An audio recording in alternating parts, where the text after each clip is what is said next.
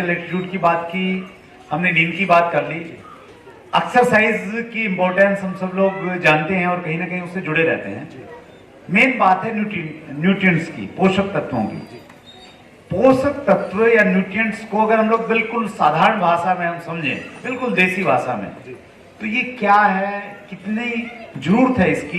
क्योंकि ये जो शब्द है ना, अभी पिछले 10-15 सालों से ज्यादा प्रचलन में आया है। पहले बहुत ज्यादा शायद इसकी बात नहीं होती थी। तो ये एग्जैक्टली क्या है? देखिए सर, ऐसा है कि जो हमारा शरीर है, ये हम लोग जो खाना खाते हैं सर, उससे नहीं चलता है। अच्छा जी, हमारा शरीर खाने से नहीं चलता है, खाने के अंदर जो पोषक तत्व होते हैं ये उनसे चलता है। तो ये बहुत डिपेंड करता है कि वो मतलब अगर जो क्वेश्चन आपने मेरे से पूछा उसका आंसर तो मैं यही दूंगा कि पोषक तत्व वो चीज है जो आपके शरीर को चलाती है, जिसके बिना आपका शरीर चल नहीं सकता। तो पोषक तत्व तो मतलब अटमोस्ट इंपॉर्टेंट है, इसके बिना तो हम लोग एक दिन भी जी नहीं सकते। मतलब इसको हम यूं समझे, जो हम खाना खाते हैं जी, वो हम कुछ भी खाएं उसमें पोषक तत्व है जी लेकिन पोषक तत्व फिर बहुत सारे हैं जी, बहुत सारे। विटामिन है, प्रोटीन है, एमिनोज हैं। इन इंपॉर्टेंट तो सभी हैं तो माना, लेकिन उसमें सबसे जरूरी अगर हम पोषक तत्वों की बात करें तो वो किसको मानते हैं आप? जैसे आपने बोला कि सभी इंपॉर्टेंट हैं, लेकिन हम लोग उस चीज की बात करते हैं जिसका अभाव हमारे भारतीय लोगों में या हमारे भारतीय खाने में लगातार बढ़ रहा है। अगर मैं एक पोषक तत्व जिसको सबसे ऊपर रखूंगा, मैं उसको प्रोटीन का नाम दूंगा। अच्छा, प्रोटीन एक ऐसा तत्व है जिसके बिना हम लोग अपने जीवन की कल्पना भी नहीं कर सकते। बिना प्रोटीन के हम नहीं जी सकते। तो आपके सवाल का तो यही जवाब है कि प्रोटीन सबसे ऊपर है। सबसे पहले मैं प्रोटीन का नाम लूंगा। बहुत बढ़िया सर। प्रोटीन की अगर हम बातचीत करें तो प्रोटीन के कुछ ऐसे पैरामीटर्स हैं कि प्रोटीन हर आदमी जनरली माना जाता है कि भाई अगर आपको स्पोर्ट्स करना है, खेल कूद में जा रहे हैं तो आपको ज्यादा प्रोटीन खाना चाहिए। और हम देखते हैं जो जिम करते हैं उससे करते हैं प्रोटीन लेते हैं। तो क्या एक सामान्य व्यक्ति, उसका खेल से कोई वैसा संबंध नहीं है, वो स्वस्थ रहना चाहता है, तो क्या उसे खाने में आवश्यक प्रोटीन मिल जाता है या उसको अलग से प्रोटीन लेना चाहिए? सर सुरेंद्र जी, ऐसा है कि अगर मैं अपने सर से बात करूं, है ना सर, जब हम जनरल पब्लिक की बात करें तो दिमाग, आंखें, आपका दिल, आपके गुर्दे, आपका लिवर, आपका एडिपोज टिश्यू, आपका प्रोस्टेट, आपका हार्मोन, हर चीज जो है वो प्रोटीन से बनती है। अच्छा जी, हर चीज प्रोटीन से बनती है और उस हर ऑर्गन को रिपेयर करने के लिए भी प्रोटीन ही चाहिए। ठीक है सर। तो एज पर WHO, जो विश्व स्वास्थ्य संगठन हमारे को बताता है, वो ये बता रहा है कि आपको पर केजी ऑफ बॉडी वेट, जितना आपका वेट है किलोग्राम में, आपको उतने ग्राम प्रोटीन केवल रिपेयर के लिए चाहिए सर। अच्छा। मैं बॉडी बिल्डिंग की बात नहीं कर रहा हूँ। आपने स्पोर्ट्स की बात की तो वो बॉडी बिल्डिंग में आ जाता है।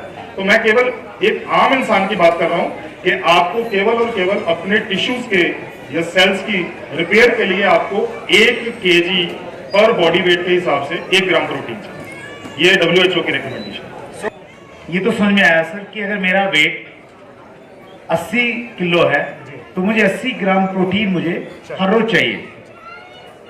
अब पॉइंट ये है कि 80 ग्राम जो मुझे प्रोटीन चाहिए, जो मेरी रूटीन डाइट है, एक आम सी डाइट है, सपोज मैं चपाती खाता हूँ, नॉर्थ इंडियन हूँ, सब्जी खा लेता हूँ, कभी कभार दाल खा लेता हूँ, तो उसमें क्या मुझे 80 ग्राम प्रोटीन जो मुझे चाहिए क्या मिल जाता है उसमें? सर जो हमारी आजकल की डाइट है, जो हम लोग जनरली आजकल हम लोग खा रहे हैं, हम लोग नॉर्मली क्या खाते हैं? हम लोग नॉर्मली चपाती खाते हैं। नॉर्थ इंडिया में तो हम लोग चपाती खाते हैं। ओकेजनली कभी वीकली या वीक में 2 बार हम लोग चावल भी बना लेते हैं। खाने में एक टाइम में दाल भी बनती है और एक आधी कोई ना कोई सीजनल वेजिटेबल भी बनती है। और कई फैमिलीज में ये एक मतलब ये परंपरा चलती आई है कि वो लोग दही या लस्सी अपने खाने के साथ लेते हैं, बिल्कुल रेगुलर लेते हैं, या फिर वो क्या करते हैं, रात को सोने से पहले दूध पीते हैं, दूध का गिलास लेते हैं। अगर हम लोग इस हिसाब से चलते हैं तो ये कैलकुलेट किया जाए अगर, तो अप्रोक्सीमेटली 15 से 17 ग्राम एक टाइम के खाने में हमारे को प्रोटीन मिलता है। अगर हम लोग 3-4 रोटी खाते हैं, थोड़े से चावल खाते हैं, एक कटोरी दाल की खाते हैं, तो तकरीबन 15 से 17 ग्राम प्रोटीन हमारे को एक टाइम के खाने पे मिलता है।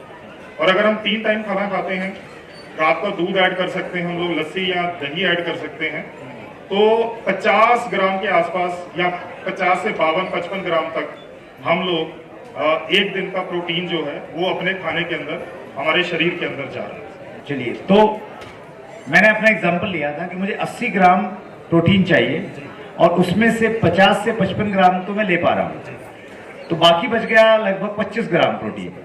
तो अगर मैं वो 25 ग्राम प्रोटीन नहीं ले पा रहा हूँ तो लॉन्ग टाइम में उसका क्या नुकसान होगा मेरे शरीर को, और अगर मुझे वो 25 ग्राम लेना है तो मैं कहाँ से ले सकता हूँ, उसके सोर्सेज क्या हो सकते हैं? सर ऐसा है कि जो हमारे शरीर में, जैसे आपने अपने एग्जांपल लिया है तो मैं उसी को कंटिन्यू करता हूँ। तो मान लीजिए कि आपके शरीर में 25 ग्राम पर डे प्रोटीन की कमी आ रही है, तो इसका मतलब ये है कि अगर आप 25 ग्राम प्रोटीन कम ले रहे हो तो आपकी बॉडी के जो सेल्स हैं उनकी रिपेयर स्लो हो रही है। अच्छा, इसका मतलब कि आपके जो सेल्स हैं, आपकी एज 50 प्लस है, 50 प्लस है, तो आपके सेल्स ऑलमोस्ट 50 से 55 दिन में बदल जाने चाहिए। तो वो 50 से 55 दिनों में नहीं बदलेंगे सेल्स जो है, वो जो नए सेल्स जनरेट होंगे वो 70-80 दिनों में होंगे। तो इसका मतलब है आपके पुराने सेल्स आपकी बॉडी में ज्यादा देर तक रहेंगे खराब होने के बाद भी, तो वो आपकी बॉडीज में बहुत सारी प्रॉब्लम को कॉज कर सकते हैं, बहुत सारी प्रॉब्लम का कारण बन सकते हैं, राइट। दूसरा सवाल आपका था कि इसका हल क्या है, राइट। अगर मैं अपनी नॉर्मल डाइट से देखूं, या तो फिर ये किया जा सकता है कि जो नेचुरल सोर्सेज हैं, जैसे दूध है, दूध से बनी हुई चीजें हैं, लस्सी है, दही है, पनीर है, उसके बाद अगर हम देखें तो ये जो ड्राई फ्रूट्स होते हैं, बादाम है, इन चीजों में जो क्या बोलते हैं इसको, अखरोट होता है, इन चीजों में काफी अच्छा जो होता है प्रोटीन होता है। या तो हम इन चीजों को अपने खाने में ऐड कर लें, राइट सर। लेकिन अगर हमारे पास वो भी हल नहीं है तो फिर हमारे को कोई और रास्ता नहीं है। बाहर से जो प्रोटीन है वो किसी भी प्रकार का प्रोटीन है, वो सोया हो सकता है, वो भी प्रोटीन हो सकता है, वो हमें कंज्यूम करें ताकि हमारी प्रोटीन की जो रिक्वायरमेंट है वो पूरी हो सके। चलिए, बहुत बढ़िया सर, बहुत अच्छी जानकारी आपने दी।